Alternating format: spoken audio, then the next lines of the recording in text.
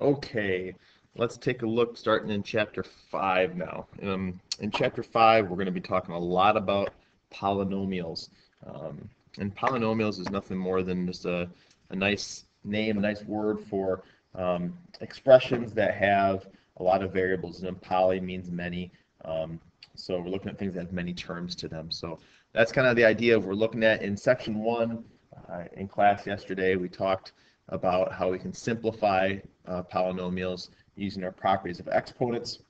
We're going to do that today a little bit. This time we're going to specifically look at dividing polynomials. All right, so we're going to look at two ways to divide polynomials. We're going to talk about dividing them using long division, which if you guys remember back when you first started dividing, way back when, I don't know when that was, second, third grade, we did long division. And we're going to also use something called synthetic division. It's a little different way of looking at it. They both accomplish the same thing, but you might like one version over the other, and I really don't care which way you use. So we'll look at both of them, and you kind of have the idea of looking at it. And still, we're going to approach it the same way we do with regular numbers, and I'll do a little regular number first, and then we're just going to talk about throwing some variables in there as well. So just a quick reminder, as we talked about yesterday, when you're multiplying variables, we have to add their exponents together. When we divide variables, they're subtracted their exponents. And then if you have variables of equal exponents, divide out to get 1. So if I had c to the fourth over this c to the fourth, that equals 1. So just as a reminder, as we go and simplify those things, we can go from there. So we're going to jump right in here. And if we look at this first part, I have a really nasty looking polynomial here. Remember, it's more than one term or polynomial. So we have this 20c to the fourth d squared f minus 16cd f to the second power plus 4 cdf, all divided by 4 cdf. Okay, now that's kind of nasty, but if we go back and look at a little simpler way, okay, we talked about this when we dealt with the quadratic equation. We took the idea of saying if I had 4x squared minus 7x, oh, not 7, sorry, make that 8x, okay, plus 2. And if I divided that by 2, if I look all these terms, 4x squared, negative 8x, and 2, they all have a common factor of 2, so I can actually divide all of those out by 2, simplifying my problem to 2x squared minus 4x plus 1. Okay, so I have that as a simplified version because they all have a common factor. And that's kind of what we're looking for here as we are moving through this, is what is this common factor and how can it help us simplify what we have. Now, why do you need to know this? Well, are you ever going to use long division? Probably not. But the idea is a lot of times when you're dealing with area or more complex issues, okay, and we know, like, say, one dimension of that, I can figure out what my other dimension needs to be. If I know what I have in total in the end, and I have part of that, I can figure out what the other part needs to be, and that can help us do more. So there's lots of stuff here that helps us problem solve and work our way through more complex issues just based on some mathematical thinking. So let's just dive right into it. Okay. Now my encouragement for you here is basically simplifying. Division, remember, is division is a fraction. So let's write our problem as a fraction first. So we're going to take this whole thing and we're going to make it a fraction. So I'll write 20 c to the fourth d squared f minus 16 cd f squared plus 4 cdf. And we'll make that all over 4 cdf. Okay, now my reminder, we got to keep an eye on that. We put that there for a reason. Okay, so let's look at each. We can break these up individually. Numbers and variables we'll take separately, piece by piece. Okay, so I'm just going to take this first term, this guy right here, and I'm going to relate him back to 4f. So if I do that, okay, 20 divided by 4, again, we're doing division, fractions are division. 20 divided by 4, that's going to be a 5. Okay, so 24 gives me 5. Now I have c to the fourth and c. I'm going back up here. Remember, we're dividing.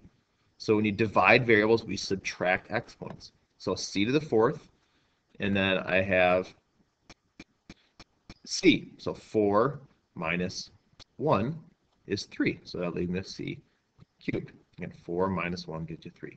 D squared and d, same idea. I'm dividing. The power there is 1. 2 minus 1 is 1, so it's just d. And then f to the first and f to the first, we just said this up here. Variables with equal exponents divide out to give me 1. Well, f divided by f is 1, so there is no f anymore, and it just is that. So that's the first part. All right, well, we can go back now and take out that again. Now we can go to the second piece. Okay, I have the middle term. Kind of separate him out there and do the same idea. Negative 16 divided by 4. Now they have a common factor. That gives me negative 4. Okay. C divided by C. Well, again, those divide out to 1, so I don't need to even C anymore. Okay. Same with D's. D divided by D cancels out. Okay. Nothing left. They divide to give me 1. And then I have f squared over f to the first, so we subtract 2 minus 1. We have a total of a single f. Okay. So that guy's done. Taken care of. Let's get rid of this. Move on to the last term. I have a positive 4 CDF. Okay. If I look at this guy, this is kind of nice because I have 4 divided by 4. Okay, that's a positive 1. Okay. C divided by C, 1. D divided by D, 1. F divided by F, 1. Okay. So I've completed everything else there. Those kind of all give me 1 because I'm taking 4 CDF divided by 4 CDF, and that gives me 1. It's the same thing. So this is our simplified version. Okay. That's what it's looking like. If I notice I have nothing left over, it's all there. I've simplified as much as possible. So that's basic division. What we're doing is we're dividing a polynomial, okay, by call it a monomial, because there's no plus or minus here. So we can just make it a fraction and divide out. Okay. Now what becomes more complex here is when I take a polynomial and divide it by something that's not a monomial, by a binomial or another polynomial. So this was a polynomial divided by a monomial. Okay, polynomial, many terms, monomial, one term, no plus or minus. Okay, so that's the key there. All right. If we move on to the next one and we start talking about a polynomial divided by another polynomial, okay, then we're going to use two different types of division. We're going to start with long division. Now, we're going to take this guy. So if you see here, this first one, I have a polynomial here, many terms, divided by a binomial, so 2 terms. And we're going to look at long division and synthetic division. But let's take a moment here and go back to way back when you were young and division was easy. And I wanted to do 4, or not 4, I'm sorry. I want to do 15,423 divided by 4. Okay? If we go back to long division days, okay, we have what I'm doing, what I'm dividing by, and then what my result is here. Now, remember, division and multiplication are directly or inversely related. Okay? Division is the opposite of multiplication. So if I want to do 15 divided by 4, I'm looking at what can I multiply 4 by that's going to get me close to 15, because it doesn't divide evenly. Okay? Now 4 doesn't work obviously because that gets me into 16, and that's not 15. So I have to get close to that. So if we look, 4 into 1 doesn't work, but 4 into 15 does. Okay? So I'm going to start with 15, and I can do that 3 times. 3 times 4 is 12. Okay, and then we do a bunch of subtraction here. So I get 3, bring down the 4. How many times does 4 go into or divide into 34? Well, I can do that a total of, 7, 8 times. Okay, and I'm writing over the number I'm dividing. That gives me 32 because 8 times 4 is 32. Do your subtraction. You get 22. I can get 5 times. Okay, you get 20, subtract 2, bring down your 3. I get 5 again, which puts me as 20, and that gives me a remainder of 3. Okay, so back in the old school days when you guys did this, you wrote it like this. Okay, but we can also write our remainder as a fraction. All right, so my result here would actually be 3,855, and with a remainder of a positive 3/4. That's what's left over. Remainder positive 3, positive 4. Gives me what I have. All right, so that's one way of writing this, and we're going to use this idea when we do synthetic or long division. Okay, now what comes into play here is we have to remember that I not only have numbers, but I have variables to deal with as well.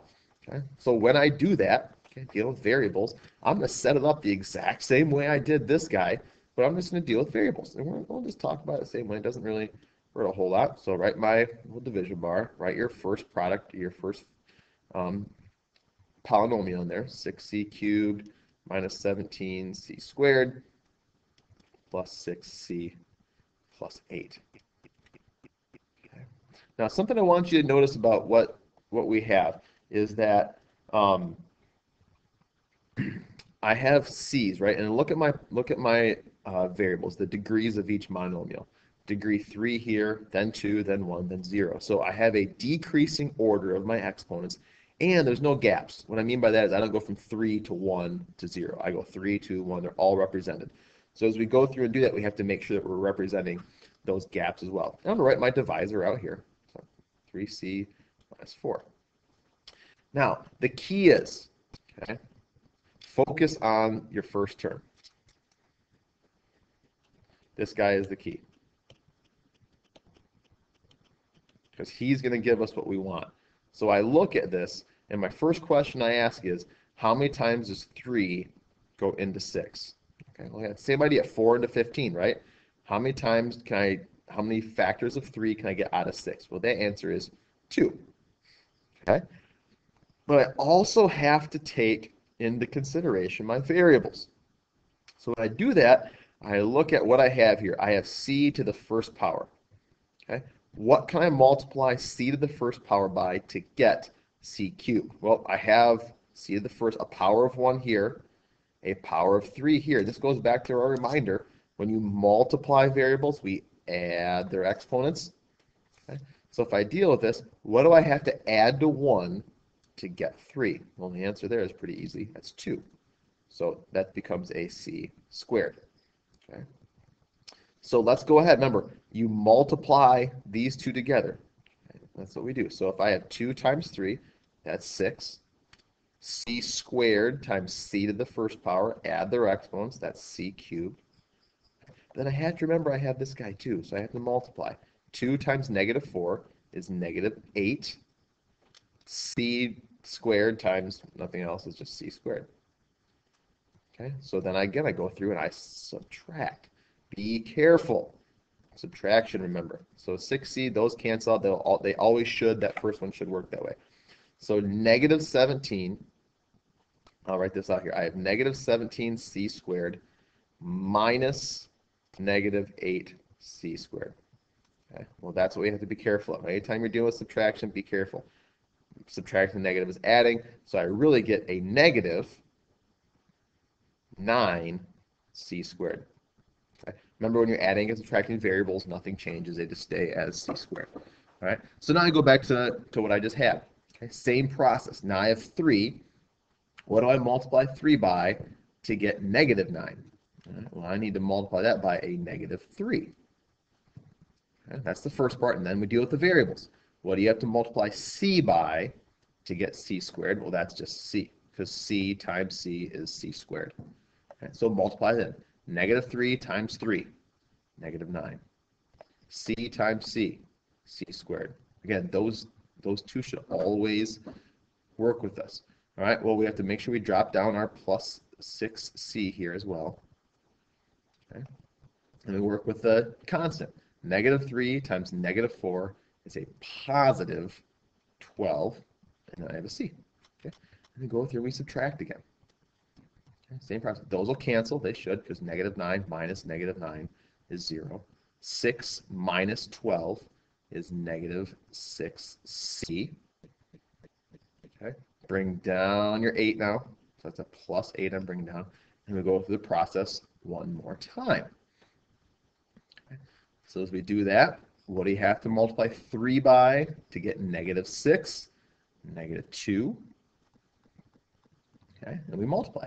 And then what do you have to multiply c by to get c? Nothing else. I don't need a c here. If I had c, that'd give me c squared. That's not what I want. I want just c. So I don't need to do that anymore. So negative 2 times 3, I get negative 6c. Negative 2 times negative 4 is a positive 8. Okay. So I do my little division here. I subtract again. Those cancel. Those cancel. I get a remainder of 0, which is great because I don't have to worry about that. All right. Nothing I have to worry about. Okay. So my answer is right here. This is my answer. If I divide out, that's my simplified version. 2c squared minus 3c minus 2. Okay, that is that division. Now you might say, well, what happens if I have a remainder? Okay, well, let's go back and look at another problem here, and then we'll talk about it here, and we can talk about synthetic division. Okay, so long division, quick wrap up. I'd simply write it as a long division problem, and I'm asking myself, what do I multiply this by to get my part underneath the dividing sign? Excuse me. All right. So simple multiplication, just remember you're adding your exponents and taking care of it that way. Now the other type of division we have is something called synthetic division. Okay. Synthetic division, it might be a simpler process for some. Again, I don't care which method you use. It doesn't. It's not going to hurt my feelings at all as we go forward in this. But you get the same result no matter what you do. So let's start with this. So first of all, what's synthetic division? Well, as we go through, we're looking at coefficients. So that's important. So you might want to pause the video right here and write down these so you have them as I go forward and talk just so before we begin. So we're talking about coefficients. Those are the numbers in front of the variables. Of the dividend, that's what this guy is, the first one, so that the degrees in terms are in descending order, so highest to lowest, okay, and the constant r of the divisors in the box. Okay. Now, as we go through and do this, we have to be careful of this guy. We have to make it look like that, so we're going to have to take some steps, especially in this problem on the left side here, and we'll look at that second, actually, and go from there. So when we do this, we want to make sure the divisor, and I'll write a little note in here, has a leading coefficient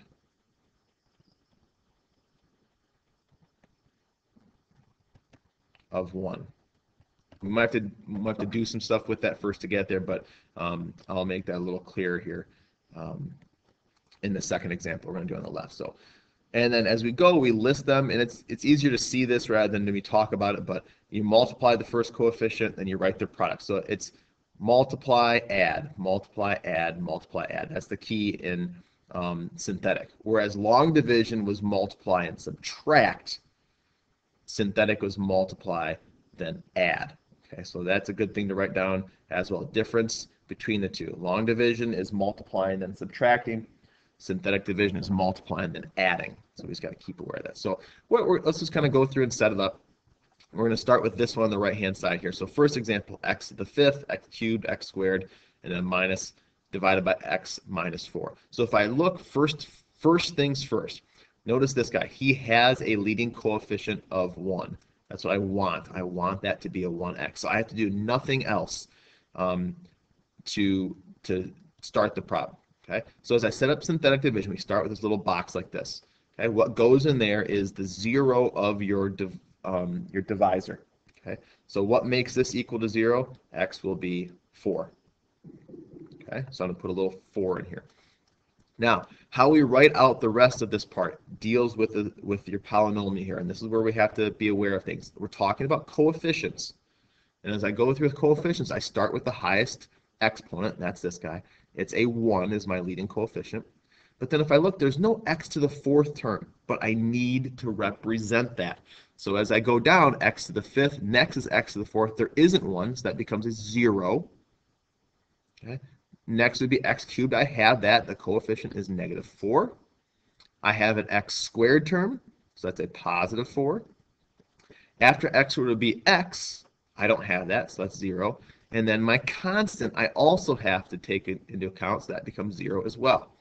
So if I rewrote this this part with all the terms there, it'd be x to the fifth plus 0x to the fourth minus 4x cubed plus 4x squared plus 0x plus 0. Okay, so I have to make sure I'm going from my highest degree, not skipping anything, all the way down to 0. Okay, and the reason we have to represent those things when we divide out. So here we go, synthetic division. Okay, this is our little setup. Start first and foremost, bring down the leading coefficients. So this guy always starts by coming down here, 1. Okay, remember, multiply, then add. Multiply, then add. So 4 times 1, that gives me a, do this in green here, 4. 4 times 1 gives me 4. So this guy to this guy to this guy.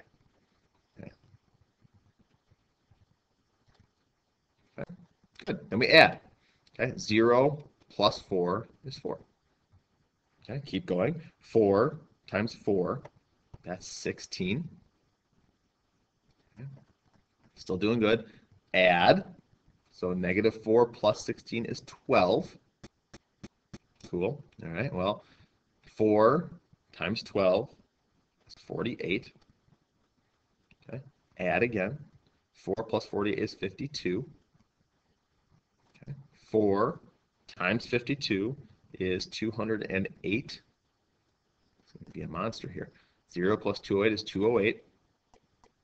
Okay. And then 4 times 208 is 832. Add 832. Okay. This guy right here, that's our remainder. I told you we were going to talk about remainders going forward from here, so we have to kind of just keep aware of that. So moving forward, how do we have this? Well, what do we write? Well, your result is always 1 degree less, okay? And that's right here. The power of the first term is 1 less than the degree of the dividend. So my dividend was x to the 5th. My new guy will be x to the 4th. So how does that look? Well, 1. So that's x to the 4th. Okay, then I have a positive 4. That's x cubed. And we kind of decrease. Then I have a positive 12. X squared, a positive 52x, a positive 208. Okay. Now, with my remainder, I told you I'd talk about this because if we go back to this guy, I had a remainder of 0, so I didn't need it. But over here, when we went back to the simple one, we had a remainder. And notice how we wrote it. I had an addition, this negative would be subtraction. My remainder was 3, and I wrote that over what I divided by. Okay, so going back here, what I'm divided by really is x minus 4. So when I write my remainder, I have a positive plus 832 over what I have left, x minus 4. And this actually would be my final answer. It looks really funky, it looks really nasty, okay, but that's what we have to deal with as we go through. So synthetic division, the big ones, the big changes are you're multiplying and adding instead of multiplying and subtracting like did in long division. You have to make sure you're representing every power that goes down in each piece. Okay, that's going to make it work for us as we go forward. So that gets, now if you were doing this with long division, you get the same thing. You'd have some zeros in there going forward as well. But that's the way we work. We can't skip those middle pieces. Okay, so that's synthetic. It might be easier for some of you. I don't care which way you do it. Now, what happens if you have a leading coefficient of something other than 1? Well, we have to divide that out first. Okay, so we have to take care of that issue first. So as we do that, to make this equal to 1, I have to divide everything by 3. Okay, so everything gets divided by 3. And remember, the reason we do it to everything is because mathematically speaking, when I do the one part, I have to do all parts. That's going to make it look a little funky, but we'll get there. Don't worry. It's nothing that's impossible here. So here I now have x plus 1/3. Okay, so that means x needs to be negative 1/3. So that's my little divisor, negative 1/3. Okay, don't be scared of fractions. Again, we're going to list these things as they go. So highest degree is 4, so that's first. Well, 3 divided by 3, that's nice. 1. Okay, negative 5/3 is negative 5/3. No decimals. You have rounded answers, and that's not going to work. So x to the 4th, x cubed is next. I have one. Good.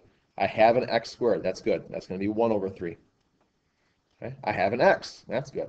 That's going to be 7/3. What I don't have is a constant, so 0. Okay? So keep that in mind. Make sure. That's the biggest mistake people make is they don't go through and make sure that they have those pieces in place, those missing terms there. So we're going to go through and work with that. Let's see what we have here. So let's go through our division process. Put my little remainder box down here. Bring down the 1 right away. That's the important part. Okay, and we do our multiplication. Multiply, add, multiply, add, multiply, add. Negative 1/3 times 1. Negative 1/3. Add them together. So this will give me a negative 6/3, okay, and which really is 2. Just as a little reminder there, I'm going to simplify my radical there. Okay, we'll multiply again. Negative 1/3 times negative, oops, I wrote positive 2, that's a negative 2. Times negative 2 is a positive 2/3.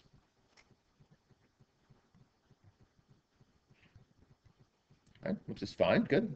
Add these together, 1/3 plus 2/3 is 3/3, which again simplifies a 1. I'm going to write that down just as a reminder. Okay, multiply again, negative 1/3 times negative 1, times positive 1, excuse me, is a negative 1/3.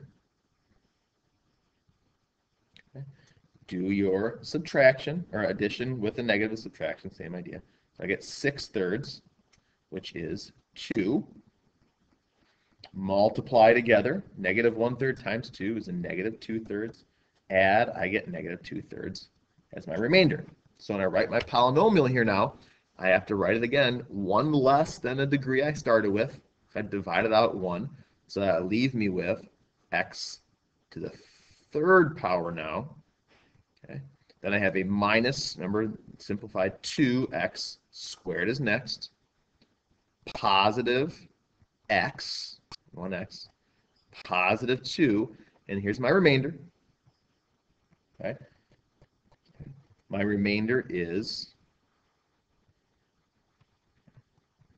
minus negative 2/3 over, and if we look at what we had here, it was x plus 1/3.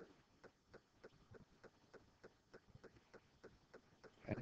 Now, a fraction over a fraction. This, I'm going to clean this up a little bit. This is the same thing as negative 2/3 times 1 over x plus 1/3. Okay, so multiply your numerators. I get negative 2 over, well, 3 times x is 3x, and 3 times 1/3 is a positive 1. Okay, so what that gives me is a negative 2 over 3x plus 1. And that, my dear friends, is our final answer. It looks weird, folks, I get it, but it's not nearly as complicated as your brain is making it out to be. So we'll have some time to work on that. That's our introduction to it. Show up with questions so we can talk about it in class tomorrow. Wherever things didn't jive with you, make sure you make a note to yourself to ask me about why, who, when, where, and how we had that. So that's your dividing of polynomials. Again, we're just looking to make things simplified some more, and so we can work from there. See you in class tomorrow.